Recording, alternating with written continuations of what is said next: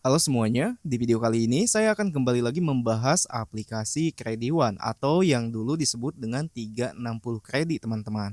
Nah, fokus pembahasan kita kali ini dari aplikasi Krediwan yaitu adalah dari detail pinjaman dan denda keterlambatan apabila kita mengalami keterlambatan dalam pembayaran teman-teman. Dan ini dia, saya sudah memiliki contoh tagihan dari aplikasi Krediwan. Nah, buat teman-teman yang baru berniat mengajukan pinjaman di aplikasi ini, jadi untuk rincian pinjamannya itu seperti ini teman-teman.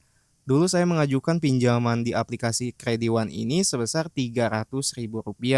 Dan Rp300.000 ini dibagi menjadi 4 kali periode pembayaran. Untuk periode pertama yang harus dibayarkan yaitu Rp168.241.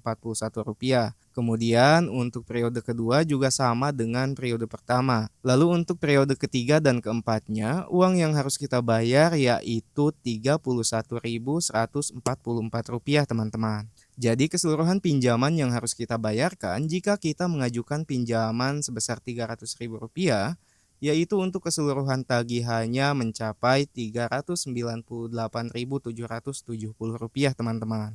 Dan uang yang benar-benar akan dicairkan ke rekening kita yaitu Rp300.000. Sedangkan sisanya yang kurang lebih itu Rp98.000 itu masuk ke biaya administrasi teman-teman.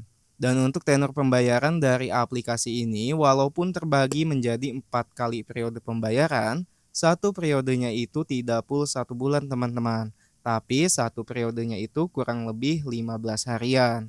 Nah, lalu bagaimana kalau misalkan kita terlambat membayar di aplikasi Krediwan ini? Tentu saja, seperti pinjol pada umumnya, kita akan dikenakan denda keterlambatan. Nah, berapa sih denda keterlambatan di aplikasi Krediwan? Jadi, makanya sebelum kalian mengajukan pinjaman di pinjol apapun itu, kalian harus lihat kontrak perjanjian pinjamannya terlebih dahulu teman-teman. Nah, ini dia ketentuan jumlah pembayaran denda keterlambatan kalau misalkan kita lihat dari naskah perjanjian hutang piutang dengan aplikasi Krediwan ini teman-teman. Jadi di poin 3.6 ini dikatakan bahwa 360 kredit atau yang sekarang disebut dengan Krediwan, mereka akan mengenakan biaya total keterlambatan tidak melebihi 0,6% per hari yang dihitung dari jumlah aktual pinjaman yang diterima oleh penerima pinjaman. Jadi untuk penghitungan biaya dendanya itu adalah dihitung dari jumlah aktual pinjaman yang kita terima teman-teman. Nah, jumlah aktual pinjaman atau jumlah yang sebenarnya kita terima dengan pinjaman Rp300.000 tersebut, yaitu totalnya benar-benar dibayarkan Rp300.000. Nah, itu adalah uang real yang kita terima. Maka kalau misalkan kita ingin menghitung jumlah dendanya, di sini juga saya memiliki contoh tagihan yang memiliki keterlambatan 1 hari teman-teman. Dan untuk biaya keterlambatannya yaitu hanya Rp324. Nah, dari mana Rp324 ini berasal? Jadi sesuai yang kita lihat dari kontrak perjanjian yang tadi, bahwa perhitungan denda itu adalah jumlah aktual pinjaman dikali persentase biaya keterlambatan yang tadi tidak boleh melebihi 0,6% dan dikali jumlah hari keterlambatan. Contohnya seperti ini teman-teman. Jadi untuk jumlah aktual pinjaman yang saya miliki itu sebesar Rp300.000 dan dikali berapa persen denda keterlambatan. Kemudian dikali lagi jumlah hari keterlambatan tersebut. Nah, karena contoh tadi untuk denda keterlambatannya itu sekitar Rp324, maka di sini bisa kita simpulkan bahwa denda keterlambatannya itu tidak mencapai 0,2% per hari teman-teman. Karena Rp300.000 dikali 0,2% aja udah mencapai Rp600. Sedangkan di denda yang tadi yaitu hanya Rp324. Jadi kemungkinan kalau misalkan ingin mencapai Rp324 itu, kita harus mengalihkannya dengan Rp108 teman-teman. Contohnya seperti ini.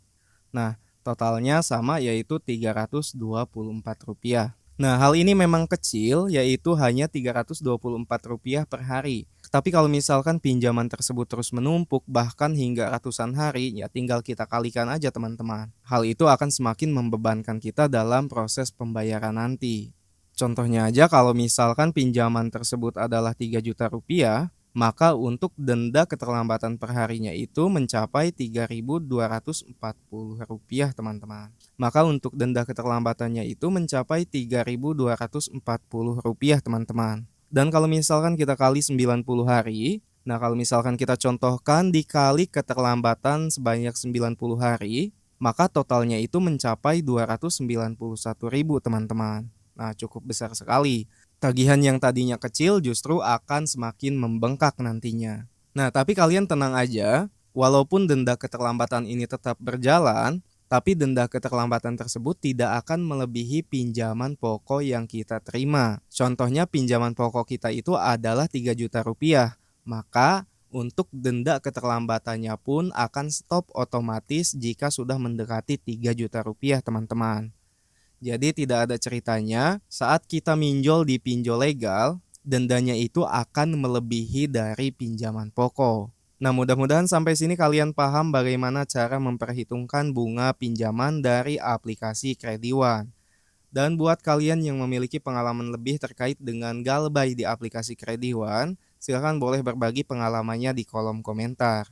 Oke, mungkin saya akhiri untuk pembahasannya. Terima kasih sudah menonton dan sampai jumpa di konten berikutnya.